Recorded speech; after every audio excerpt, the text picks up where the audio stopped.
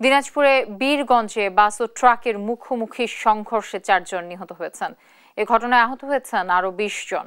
Police জানায়, শুক্রবার সকাল 8:30টার দিকে বীরগঞ্জ উপজেলার ঠাকুরগাঁও 10 মাইল মহাসড়কে যদুর মোড় এলাকায় এ দুর্ঘটনাটি ঘটে।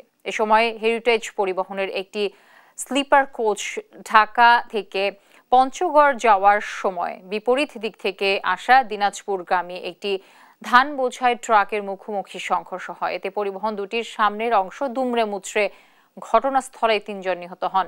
পরে হাসপাতালে নেয়ার পর মৃত্যু হয় আরও একজনের। খবর পেয়ে বীরগঞ্জ ও ঠাকুরগাঁও ফায়ার সার্ভিস ঘটনাস্থলে এসে উদ্ধার কাজ পরিচালনা করে। এদিকে কুড়িগ্রাম ও ভোলায় আলাদা সড়ক দুর্ঘটনায় প্রাণ গেছে 3 জনের।